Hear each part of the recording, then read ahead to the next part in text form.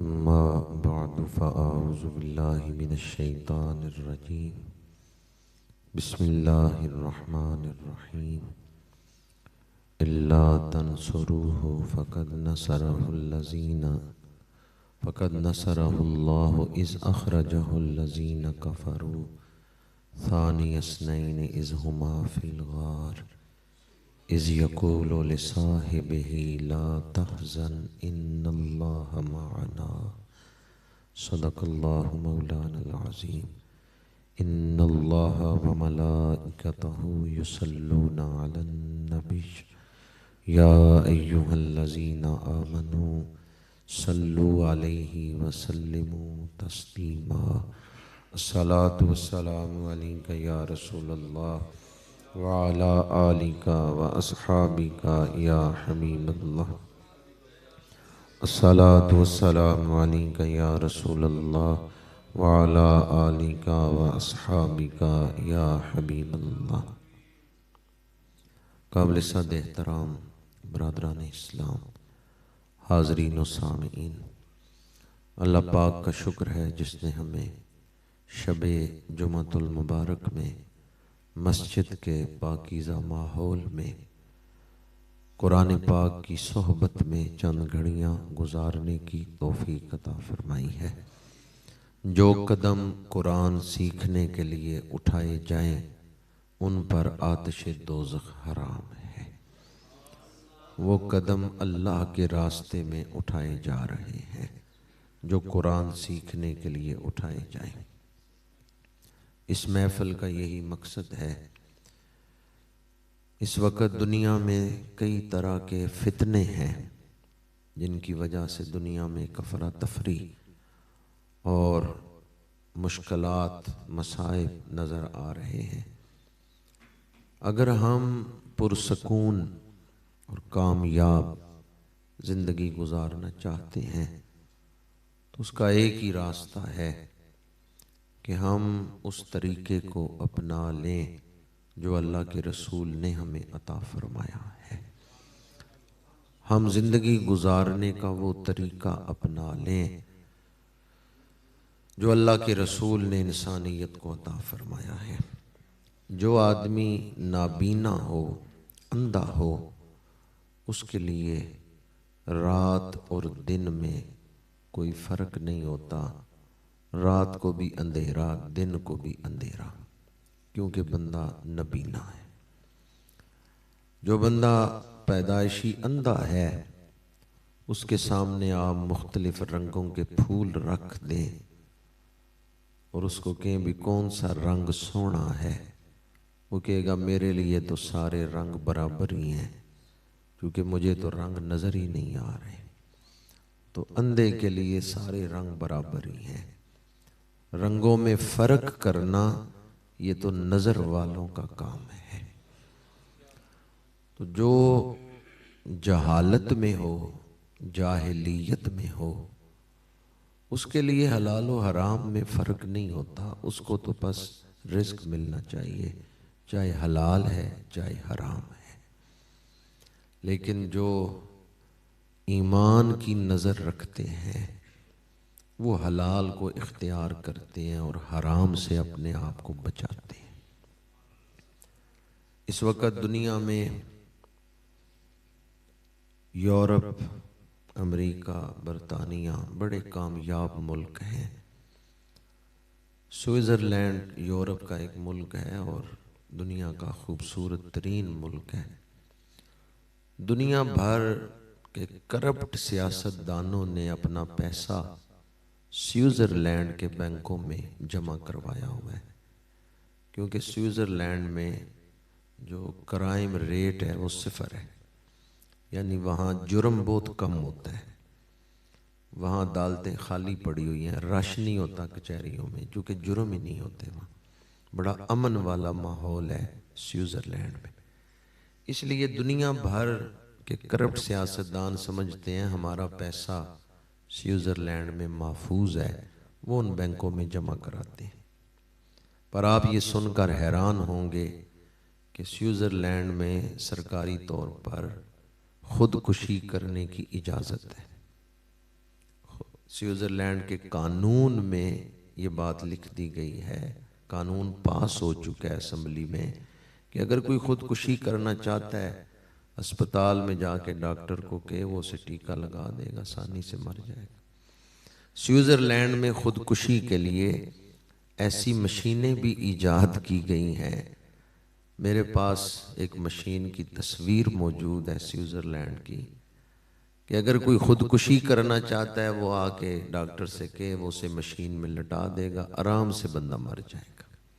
Machine میں لٹا کے اوپر سے ڈھکنا بند کرتے ہیں، آکسیجن کی کمی ہوتی ہے، ایسا سسٹم انہوں نے اس میں رکھا ہے، آرام سے بندہ مر جائے گا۔ میں حیران ہوا، سوئٹزرلینڈ امیر ترین ملک ہے، خوبصورت ترین ملک ہے، یہاں خودکشی کرنے کی اجازت کیوں ہے اور آسان خودکشی کے لیے مشینیں کیوں بنائی گئی ہیں؟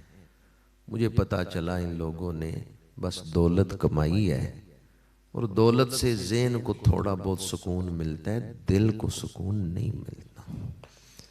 دل کو سکون ملتا ہے تو الا بذکر اللہ تطمئن القلوب۔ اگر صرف دنیا کی دولت سے سکون ملتا تو امریکہ میں لوگ خودکشیاں نہ کرتے، یورپ اور برطانیہ میں خودکشیاں نہ کرتے۔ وہ لوگ بڑے امیر ملک ہیں، بڑے امیر لوگ ہیں، پھر خودکشیاں کیوں کر رہے ہیں؟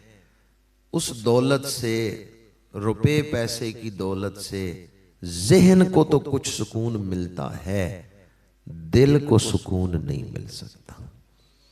دل کو سکون ملتا ہے تو کس سے ملتا ہے؟ اللہ کی یاد سے ملتا ہے، اللہ کے ساتھ تعلق سے ملتا ہے۔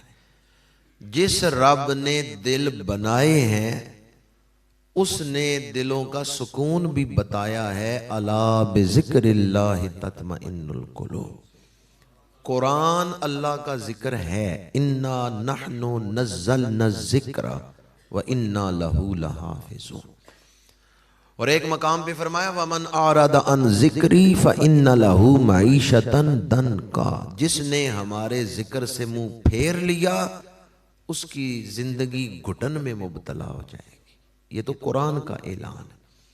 ذکر سے مراد اللہ کی یاد بھی ہے، ذکر سے مراد حضور بھی ہیں، ذکر سے مراد قرآن بھی ہے۔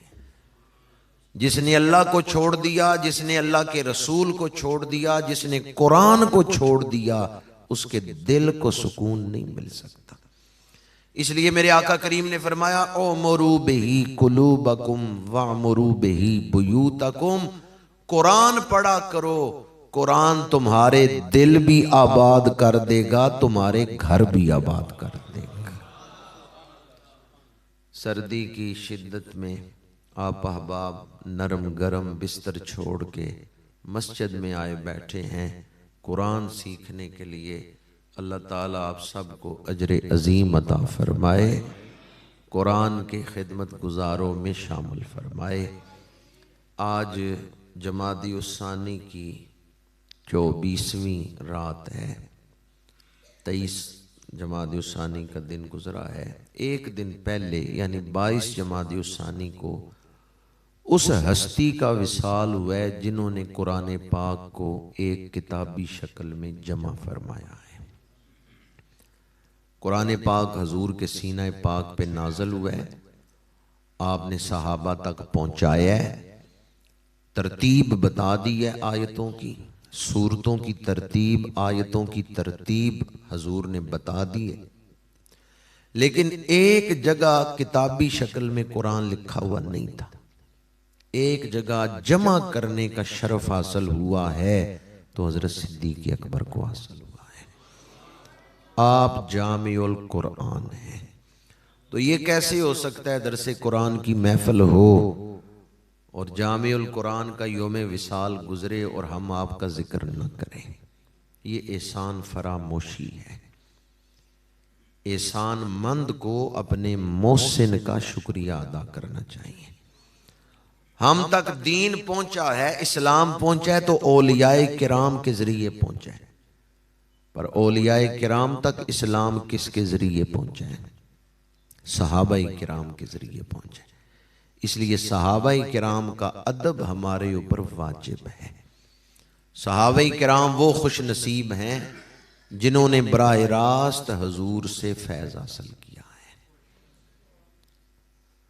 صحابہ کرام کی ذات پر بحث کرنے کی امت کو اجازت نہیں ہے۔ ہر صحابی واجب التعظیم ہے۔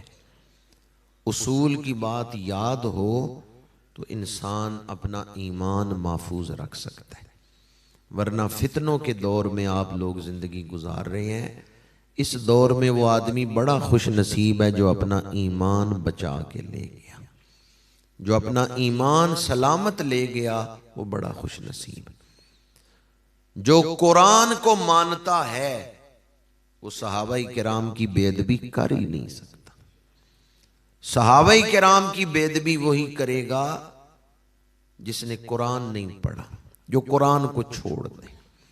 قرآن پاک میں سینکڑوں آیات ایسی ہیں جن میں صحابہ کرام کی شان بیان ہوئی ہے۔ صحابہ کو ایمان کا ماڈل قرار دیا گیا ہے۔ فَإِنْ آمَنُوا بِمِثْلِ مَا آمَنْتُمْ بِهِ فَقَدْ اهْتَدَوْا۔ صحابہ کرام ایمان کے نمونے ہیں، معیار ہیں، ماڈل ہیں۔ وَالسَّابِقُونَ الْأَوَّلُونَ مِنَ الْمُهَاجِرِينَ وَالْأَنصَارِ وَالَّذِينَ اتَّبَعُوهُمْ بِإِحْسَانٍ رَضِيَ اللَّهُ عَنْهُمْ وَرَضُوا عَنْهُ۔ تو اگر آپ غور سے سن رہے ہیں تو مجھے بتائیں، امت کو اجازت ہے اصحاب رسول پر بحث کریں؟ مسئلہ سمجھ آ گیا آپ کو؟ ہمیں اپنی اوقات میں رہنا چاہیے۔ وہ ہستیاں جنہوں نے براہ راست حضور سے فیض حاصل کیا ہے، صحابہ آپس میں بحث کر سکتے ہیں کیونکہ صحابہ سارے ہی مجتہد تھے۔ صحابہ آپس میں بحث کر سکتے ہیں، لیکن بعد والی امت صحابہ پر بحث نہیں کر سکتی۔ ہر صحابی کا ادب ہمارے اوپر واجب ہے۔ اللہ آپ سب کو عمرہ نصیب فرمائے۔ کعبہ شریف کے سامنے ایک پتھر پڑا ہوا ہے جس پر حضرت ابراہیم خلیل اللہ کے پیر نشان لگے ہوئے ہیں۔ حاجیوں کو حکم ہے کعبے کا طواف کر کے مقام ابراہیم پہ آ کے واجب الطواف نفل پڑھو۔ آج سے 4,500 سال پہلے پتھر پہ نشان لگا تھا پیروں کا۔ 4,500 سال پہلے، 4,500 سال گزر گئے ہیں، اللہ نے آج بھی اس پتھر کو سنبھال کے بچا کے رکھا ہوا ہے۔ آج بھی اس پتھر پہ حضرت ابراہیم کے پیروں کے نشان کی زیارت ہوتی ہے۔ اور قرآن پاک میں حکم ہے کہ مقام ابراہیم کو مصلی بناؤ، جائے نماز بناؤ۔ اس پتھر کی زیارت کریں، رب کا قرب ملتا ہے۔ اس پتھر کی تعظیم کریں، زیارت کریں، اجر و ثواب ملتا ہے، رب کی رحمت حاصل ہوتی ہے۔ پر اس پتھر کی زیارت کریں تو نظر کیا آتا ہے؟ حضرت ابراہیم کے پیروں کا نشان۔ پیر نظر آتے ہیں یا پیروں کا نشان؟ پیر نہیں نظر آتے، پیروں کا۔ اب ذرا فیصلہ کریں نبی کتنی شان رکھتے ہیں۔ نبی کے پیروں کا نشان دیکھنے سے رب کی رحمت مل رہی۔ جن کے پیروں کا نشان دیکھنے سے رب کی رحمت ملتی ہے، ان کا چہرہ دیکھنے سے کیا کچھ ملتا ہوگا۔ ابراہیم خلیل اللہ کے قدموں کا نشان دیکھیں، رب کا قرب ملتا ہے، رب کی رحمت ملتی ہے، اجر و ثواب ملتا ہے۔ پیروں کا نشان دیکھنے کی اتنی برکتیں ہیں تو خلیل اللہ کا چہرہ دیکھنے کی برکتیں کتنی ہوں گی۔ اور دل تھام کے فیصلہ کریں، خلیل اللہ جس رسول کو مانگتے ہیں، ربنا وابعث فیہم رسولا منہم یتلو علیہم آیاتک، حضرت ابراہیم نے اس پتھر پہ کھڑے ہو کے حضور کو مانگا تھا۔ جو مانگ رہے ہیں ان کے قدموں کے نشان کی زیارت سے ثواب ملتا ہے، جس کو مانگ رہے ہیں ان کے چہرے کی زیارت سے کیا کچھ ملتا ہوگا۔ اس لیے امتی غوث قطب ابدال بن سکتے ہیں، صحابی نہیں بن سکتے۔ صحابہ نے چہرہ مصطفیٰ کی زیارت کی۔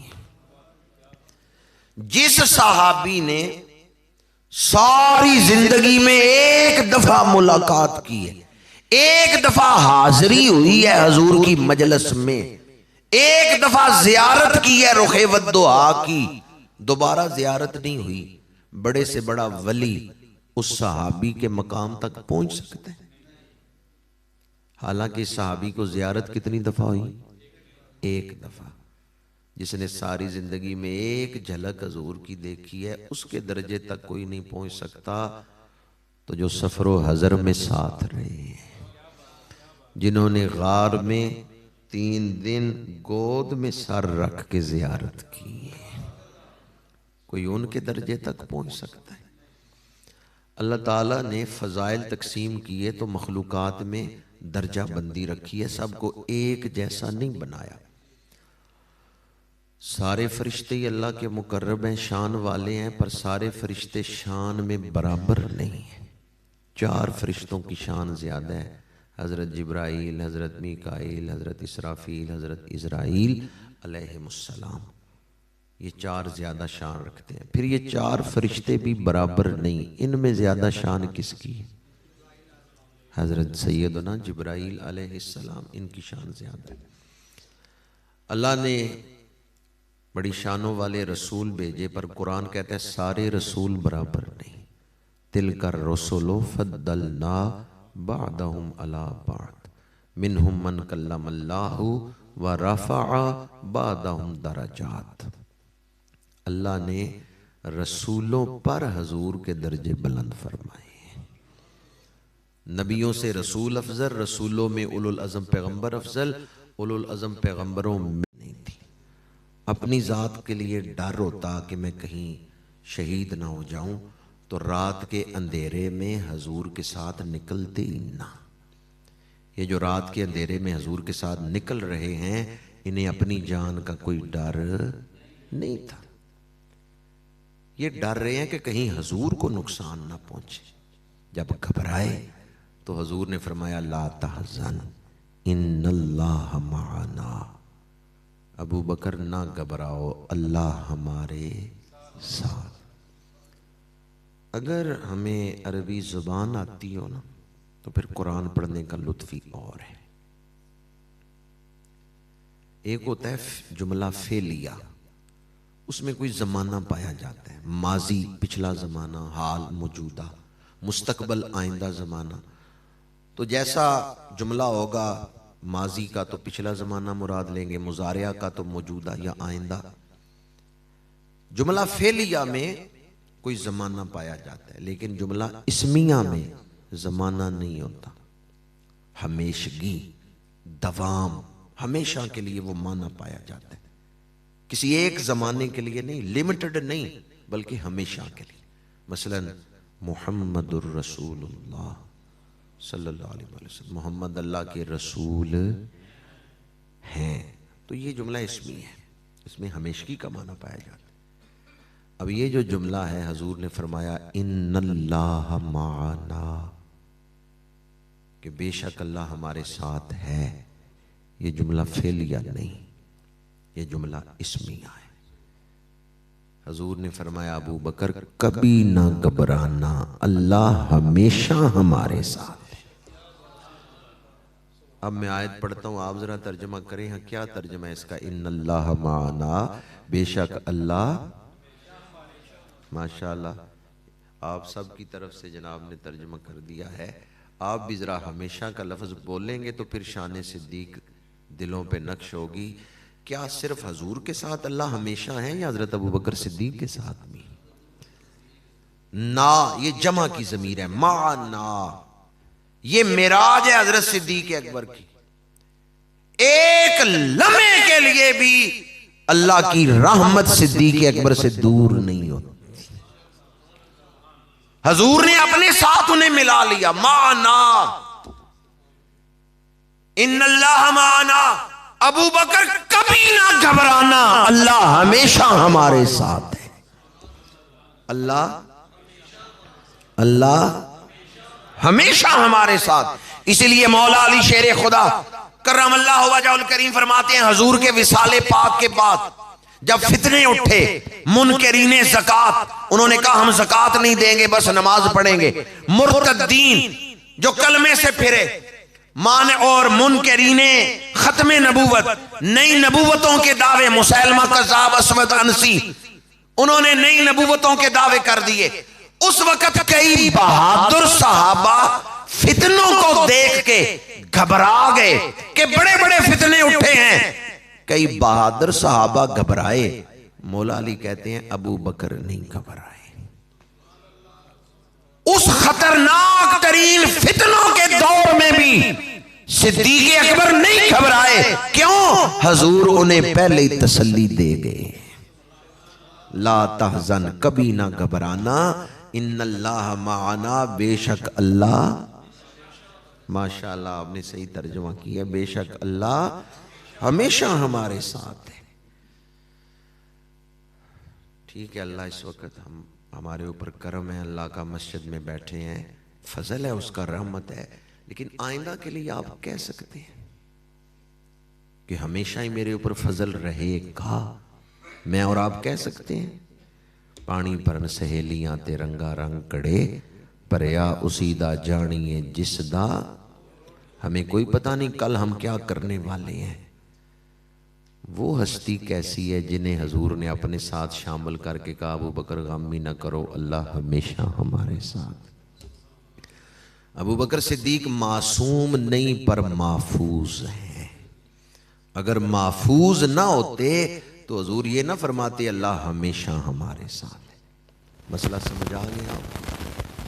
آگے فرمایا فَأَنزَلَ اللَّهُ سَكِينَتَهُ عَلَيْهِ، اللہ نے آپ کے سینے پر سکینہ نازل فرمایا. کیا نازل فرمایا؟ سکینہ کسے کہتے ہیں؟ تین چیزیں ملے نا تو سکینہ بنتا ہے. کتنی چیزوں کے مجموعے کو سکینہ کہتے ہیں؟ تین چیزیں، نور، قوت اور روح. ان تینوں کے مجموعے کا نام سکینہ ہے. اللہ جس پر سکینہ نازل کرتا ہے اس کا دل روشن ہوتا ہے، ذہن روشن ہوتا ہے.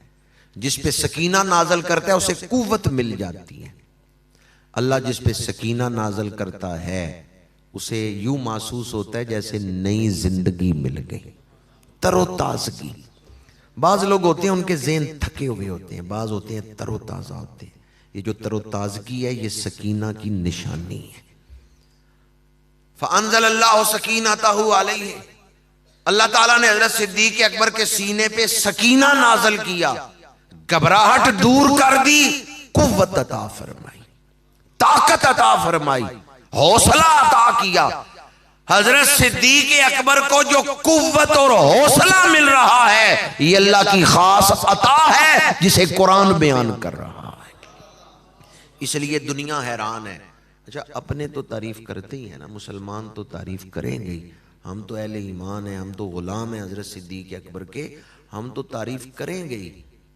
مزہ تو تب ہے، ولیم میور غیر مسلم رائٹر ہے، متعصب رائٹر ہے اسلام کے خلاف، لیکن جب تاریخ بیان کرتا ہے تو کہتا ہے رسول اللہ کے وصال کے بعد اسلام کے سب سے بڑے محسن صدیق اکبر، جنہوں نے اس دور میں فتنوں کا مقابلہ کر کے اسلام کو مضبوط کیا. ولیم میور نے حضرت فاروق اعظم کی شان میں پوری کتاب لکھی ہے، پر وہ کہتے ہیں حضرت فاروق اعظم کی جتنی بھی کامیابی ہیں، ایران فتح ہوا ہے، عراق فتح ہوا ہے، مصر فتح ہوا ہے، فلسطین فتح ہوا ہے، ان سب کی بنیاد صدیق اکبر نے رکھی. یہ بیان وہ کر رہا ہے جو اسلام کا دشمن ہے، ولیم میور. کہتے ہیں صدیق اکبر سب سے بڑے محسن ہیں اس امت کے، جنہوں نے رسول اللہ کے وصال کے بعد اسلام کو مضبوط کیا. ہمارے پڑوس میں ہندوستان، جب یہ علیحدگی ہوئی، پاکستان بنا اور ہندوستان کا قیام وجود میں آیا، تو گاندھی نے تقریر کرتے ہوئے کہا تھا ہریجن کے اندر یہ بات موجود ہے، اس کا بیان موجود ہے ہریجن کے اندر. وہ کہتا ہے اپنے وزیروں کو سادگی سے حکومت کرو. وزیر کہتے ہیں پروٹوکول نہ ہو، ٹھاٹ باٹ نہ ہو، عوام پہ روب نہ ہو، ہم حکومت کیسے کریں گے؟ سادگی سے حکومت نہیں ہوتی. پروٹوکول ملے گا تو حکومت ہوگی. سادگی سے کیسے حکومت ہو سکتی ہے؟ درویشی سے کیسے حکومت ہو سکتی ہے؟ اب آگے مثال دیتا ہے گاندھی. گاندھی اپنے وزیروں سے کہتا ہے اگر سادگی سے حکومت نہیں ہو سکتی تو پھٹی ہوئی قمیض کے ساتھ عمر 22 لاکھ مربع میل پہ حکومت کیسے کریں گے؟ کہتا ہے اگر سادگی سے حکومت نہیں ہو سکتی تو ابو بکر و عمر کامیاب حکومتیں کیسے کر کے گئے؟ اس نے حضرت صدیق اکبر کا نام لیا ہے، حضرت فاروق اعظم کا نام لیا ہے، اور پھر وہ کہتا ہے کہ میں رام اور کرشن کا نام نہیں لے سکتا. اپنے جو اس کے رہنما ہیں کہتے ہیں میں ان کا نام نہیں لے سکتا اس لیے کہ انہوں نے حکومتیں کی نہیں. ابو بکر و عمر کی زندگی پڑھ کے بندہ حیران ہوتا ہے، درویشی بھی کمال پہ ہے، حکومت بھی کمال پہ ہے. کوئی بڑے سے بڑا دشمن بھی، اسلام کا بڑے سے بڑا دشمن یہ نہیں لکھ سکا کہ ان خلفاء نے حکومت کر کے پیسہ کمایا. آج کل تو حکومت جو ہے وہ ایک کاروبار بن گیا نا. اتنے پیسے خرچ کر کے الیکشن جیتو، آگے اتنے بنا لو. وہ کیسے لوگ تھے جنہوں نے حکومت کو ذمہ داری سمجھا ہے؟ حکومت کو ذمہ داری سمجھا. حضرت صدیق اکبر نے تنخواہ بھی نہیں لی، تنخواہ نہیں لی. شروع میں تنخواہ لگائی گئی آپ کی، ایک مزدور کی تنخواہ آپ کو دی جائے گی کیونکہ آپ حکومت کی ڈیوٹی کریں گے. اب آپ کاروبار نہیں کریں گے، پہلے آپ کاروبار کرتے تھے. جب حکمران بنائے گئے تو آپ نے مجلس مشاورت نے آپ کے لیے ایک مزدور کی تنخواہ لگائی. کتنی تنخواہ آج کل ویسے لگائی جا سکتی ہے؟ کتنی تنخواہ ہے ایک مزدور کی؟ 900 1000 چلو 1000 کر لیں. 1000 روپیہ وزیر اعظم کی روزانہ کی تنخواہ ہو سکتی ہے؟ وہ تو 2-2.5 لاکھ لے کے کہتے ہیں میرا گزارا نہیں ہوتا.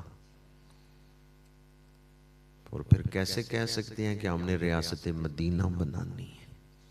وہاں تو ایک مزدور کی تنخواہ تھی. جب حضرت صدیق اکبر بیمار ہوئے، جس بیماری میں وصال ہوا، تو آپ نے فرمایا میرا وہ باغ جو خلیفہ بننے سے پہلے جس کا میں مالک تھا، وہ باغ بیچ کے جتنے پیسے میں نے بیت المال سے لیے ہیں واپس جمع کرا دیے جائیں. جو تنخواہ لی تھی 2.25 سال واپس کر دی. پھر ڈیوٹی کس کے لیے دی ہے؟ محض اللہ کی رضا کے لیے. ایک اونٹنی، ایک پیالہ، ایک چادر، یہی چیزیں دی گئی ہیں دوسرے خلیفہ کو جو حضرت صدیق اکبر سے ملی ہیں ان کو. آج کل ایک عام آدمی اپنے گھر میں زیادہ دولت رکھتا ہے جو اس وقت خلفاء نے اپنے پاس رکھی ہے. عددی تعداد میں دیکھیں تو آج کل ایک عام مسلمان کے گھر زیادہ دولت ہے. اس لیے گاندھی کہتا ہے اگر درویشی سے حکومت نہیں ہو سکتی تو ابو بکر و عمر کس طرح حکومتیں کر کے گئے. اس نے مثال پیش کی حضرت صدیق اکبر کی. کوئی دشمن بھی ان کی مخالفت نہیں کر سکا کہ انہوں نے فلاں جگہ معاذ اللہ بددیانتی کی ہو، انہوں نے دولت کمائی ہو. نہیں، وہ کچے مکانوں میں رہے اور پیوند زدہ لباس پہنتے رہے. پیوند زدہ لباس. آج ہم میں سے کوئی آدمی مجلس میں کھڑا تو ہو جس کے کپڑوں کو پیوند لگا ہوا ہو؟ ایک پیوند نہیں ہمارے کپڑوں پر.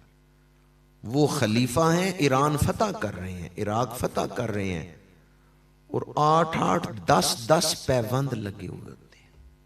پیوند یعنی کپڑے کا ٹکڑا لگا کے نا سوراخ کو جوڑنا، رفو کرنا.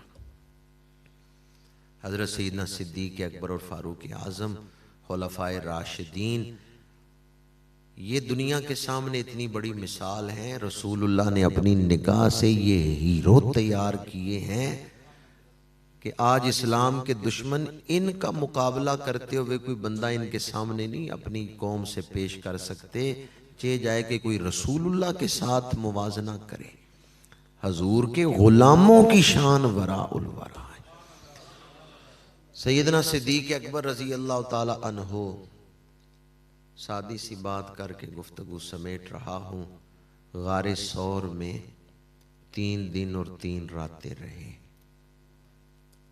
کتنے دن؟ 3 دن. رات کا وقت ہے، صدیق اکبر کی گود ہے، حضور سر رکھ کے آرام فرما ہے. کتنی دیر آرام فرما رہے؟ کوئی 1 گھنٹہ، کوئی 2 گھنٹے. ساری رات گزر گئی ہے. صدیق اکبر کی گود میں حضور کا سر ہے، جن کی ایک جھلک دیکھنے کو عاشق تڑپتے ہوئے ساری زندگی گزار دیں گے. صدیق اکبر رج رج کے دیدار کر رہے ہیں. کیا مقدر ہے صدیق اکبر کی. جس ریل پہ قرآن رکھا جاتا ہے نا، لکڑی کی ریل ہے، پر ہم اس ریل کا بھی ادب کرتے ہیں. ریل میں قرآن رکھا گیا ہے، تو جس گود میں صاحب قرآن نے سر رکھا ہے. ایک قوم ہے جو گھوڑے کے نیچے سے گزر رہے ہیں. میں نے پوچھا کیوں گھوڑے کے نیچے سے گزرے؟ انہوں نے کہا گھوڑے پہ حضرت امام حسین بیٹھے تھے. میں نے کہا اس گھوڑے پہ بیٹھے؟ انہوں نے کہا نہیں نہیں، اس گھوڑے پہ نہیں بیٹھے، وہ کسی گھوڑے پہ بیٹھے تھے. یہ بھی ایک الگ بحث ہے کہ اونٹنی تھی یا گھوڑا تھا، اس طرف نہیں جا رہا. چلے ان کی بات ہی مان لیں، گھوڑے پہ تھے.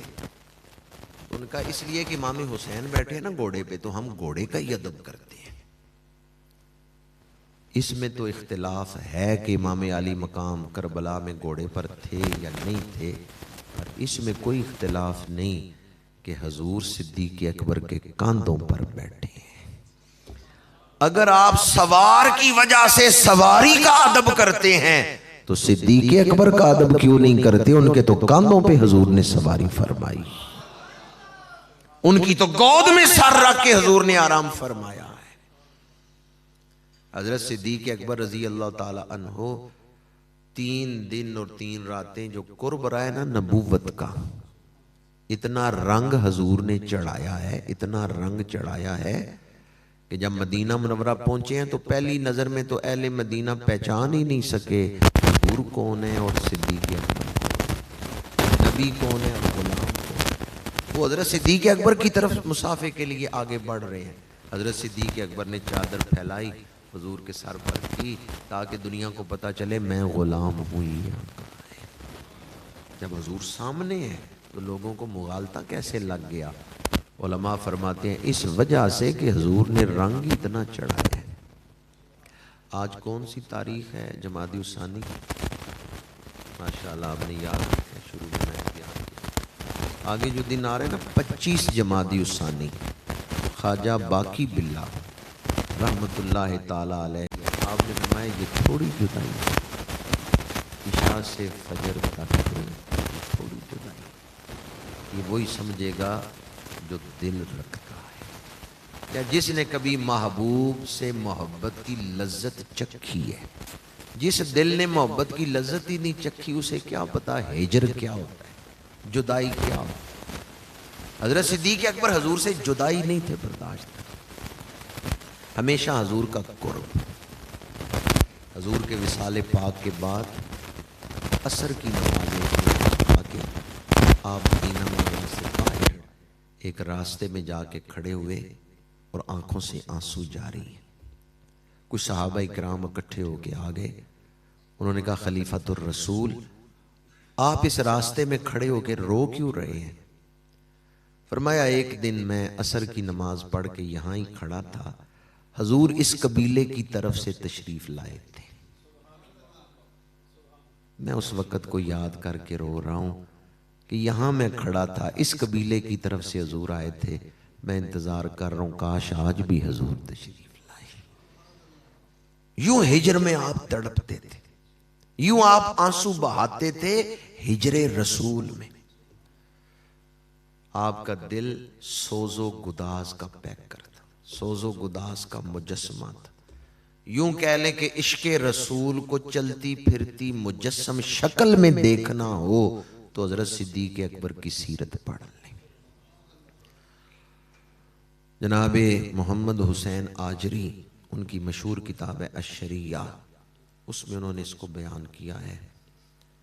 جب آپ کے وصال کا وقت آیا، حضرت صدیق اکبر تو آپ نے فرمایا مولا علی شیر خدا کو بلا کے کہ مجھے آپ غسل دیں، کیونکہ حضور کو بھی غسل حضرت مولا علی شیر خدا نے دیا۔ میرے آقا کریم کی ظاہری عمر پاک کتنی ہوئی ہے؟ 63 سال۔ حضرت صدیق اکبر کی عمر بھی 63 سال۔ کس قدر فنا فی الرسول ہے۔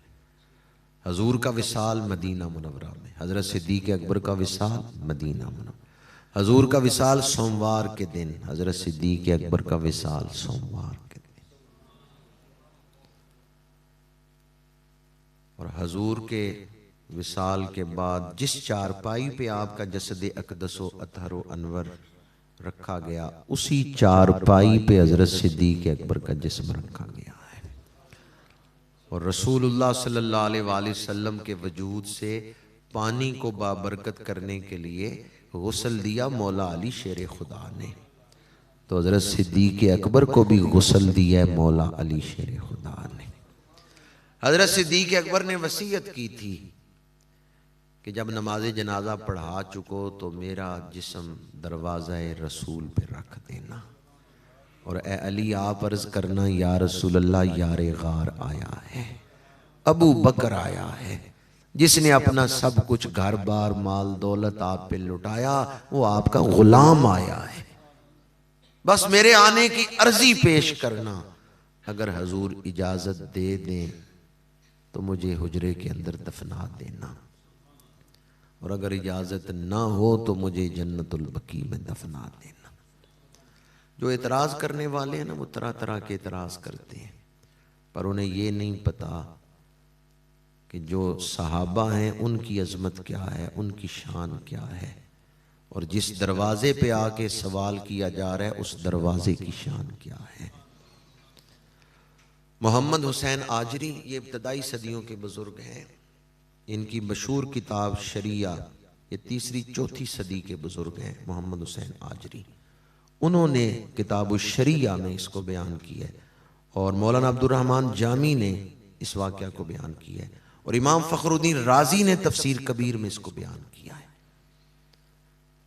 کہ جب حضور کے روضہ پاک کے سامنے حجرہ پاک کے دروازے پر حضرت صدیق اکبر کے جسم مبارک کو رکھا گیا ہے،